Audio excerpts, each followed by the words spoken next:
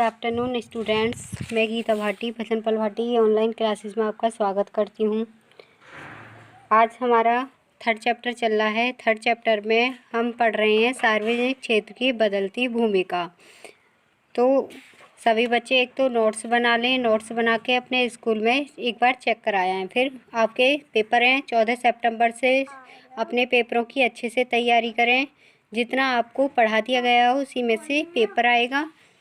Online paper होगा आपका, उसमें आपके 20 ऑब्जेक्टिव टाइप क्वेश्चन आएंगे। ठीक है, तो हम पढ़ रहे हैं सार्वजनिक क्षेत्र की बदलती भूमिका। जो हमारा सार्वजनिक क्षेत्र है उसका स्वरूप बदल रहा है। ये सब हमने पढ़ लिए हैं कल। मूलभूत ढांचे का विकास, ठीक है, क्षेत्रीय संतुलन, बड़े पैमाने के लाभ।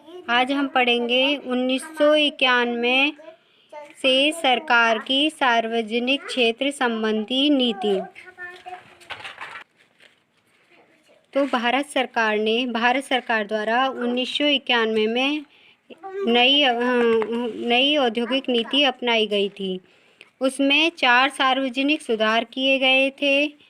सार्वजनिक क्षेत्र के लिए सरकार की नीति स्पष्ट एवं निश्चित थी। जो हमारा सार्वजनिक क्षेत्र है, ठीक है, गवर्नमेंट सेक्टर, उसके लिए सरकार की नीति स्पष्ट एवं निश्चित थी। सबसे पहले जो उसमें बदलाव किए गए थे, चेंजेस किए गए थे, सार्वजनिक क्षेत्र की क्षमता की संभावना वाले उपक्रमों को, जो हमारे सार्वजनिक क्षेत्र के अंडर में उपक्रम आते हैं, अंडरटेकिंग, उनको पुनर्गठित करना या पुनर्जीवित करना, या तो उनको दोबारा से स्थापित करना, ठीक है, पुनर्जीवित करना, दोबारा से स्थापित करना, या फिर उसी व्यवसाय को पुनर्गठित करना। जो व्यवसाय था, ठीक है, उसे दोबारा से चलाना। एक तो नई तरीके से चलाना, एक उसी तरीके से चलाना। ठीक है, पीसीयू मतलब पब्लिक सेक्टर अंडरटेकिंग, ठीक है, गवर्नमेंट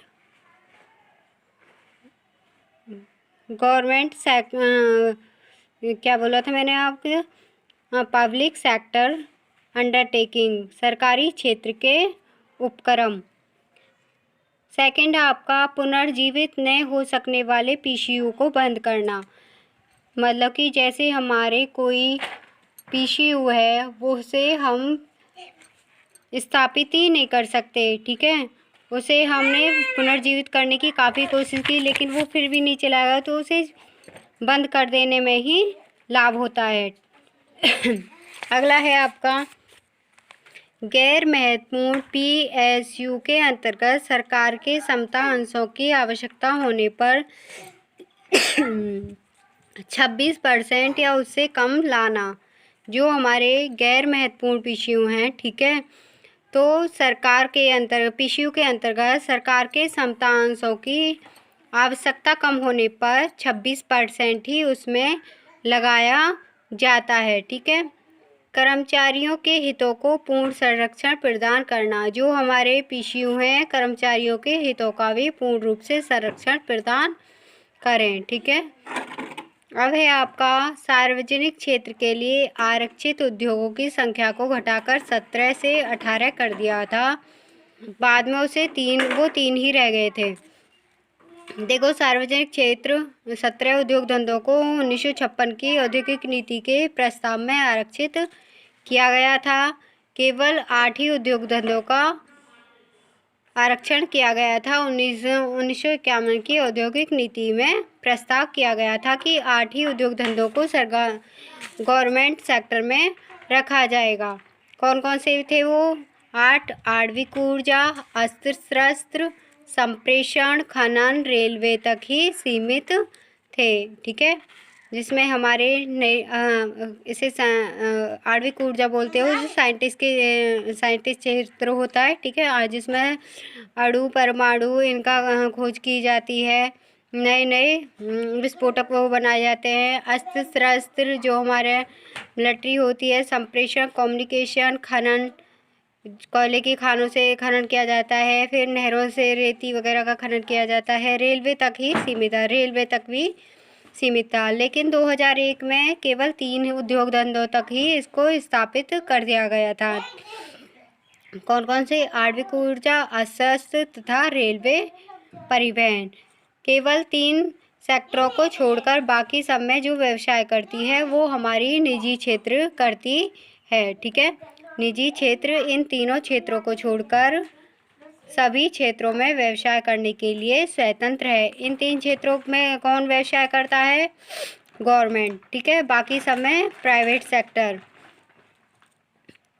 देखो, तथा सार्वजनिक क्षेत्र को उनकी प्रतियोगिता में व्यवसाय करना होगा। जो हमारा सार्वजनिक क्षेत्र तो देश की आर्थिक प्रगति के लिए योगदान दे ही रहा है, लेकिन निजी सेक्टर भी राष्ट्र के निर्माण में महत्वपूर्ण योगदान रखते हैं।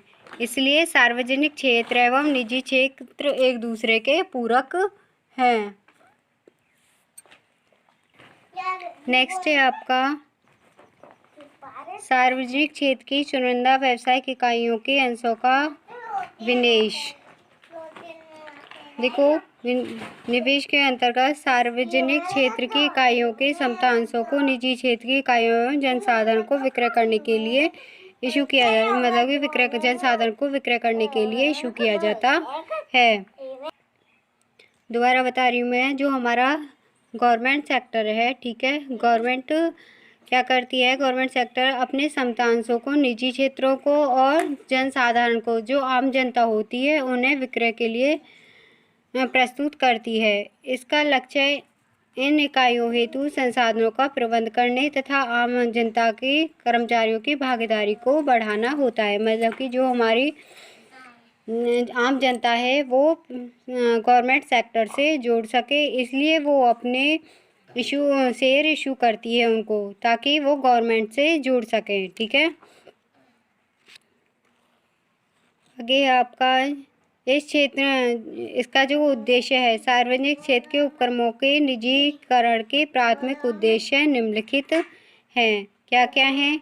इस प्रकार के सार्वजनिक क्षेत्र के उपक्रम जिनका कोई रणनीतिक महत्व नहीं है, मतलब कि जिनके लिए कोई रणनीतिक महत्व नहीं है, उनका कोई महत्व नहीं है, फिर भी सरकार ने क्या किया हुआ है, उसमें अपनी पूंजी को लगाया हुआ है। तो उस अटकी हुई पूंजी को हटाकर केवल वो किस में लगाए अपनी पूंजी को? परिवार कल्याण, प्राथमिक शिक्षा तथा मूलभूत स्वास्थ्य सेवाओं आदि के लिए उपयोग में लाया जाए। जो उनका अटका हुआ पैसा है गवर्नमेंट का, ऐसे उपक्रमों में, ऐसी संस्थाओं में लगाया हुआ है जिनका कोई उद्देश्य नहीं है, तो उस पैसे को वहाँ से हटाकर अटकी हुई राशि को इन क्षेत्रों में लगाए। ठीक है, सार्वजनिक ऋण की राशि, भारी राशि तथा ब्याज के भार को कम करना। जो हमारा गवर्नमेंट सेक्टर है, निजी सेक्टर ज़्यादा ब्याज पे पैसे देता है, लेकिन हमारा जो गवर्नमेंट सेक्टर है वो भी उस ब्याज की राशि को कम करे। पूंजी संबंधी जोखिमों को निजी क्षेत्र को हस्तांतरित करना। जो हमारे पूंजी संबंधी जोखिम है, क्योंकि हमारे जो निजी सेक्टर होता है वो प्रॉफिट ज़्यादा कमाना चाहता है, तो गवर्नमेंट क्या करती है? गवर्नमेंट केवल जनता के लिए ही कार्य करना चाहती है, मतलब कि देश के हित के लिए कार्य करना चाहती है। तो इस वजह से जो हमारी गवर्नमेंट एरिया है, ठीक है, पब्लिक सेक्टर है, वो चाहता है कि जोखिमों को निजी क्षेत्र को हस्तांतरित कर देना चाहिए, क्योंकि अगर किसी व्यवसाय में ज़्यादा प्रॉफिट होगा तो उसमें ज़्यादा ही जोखिम होने का चांस होता है।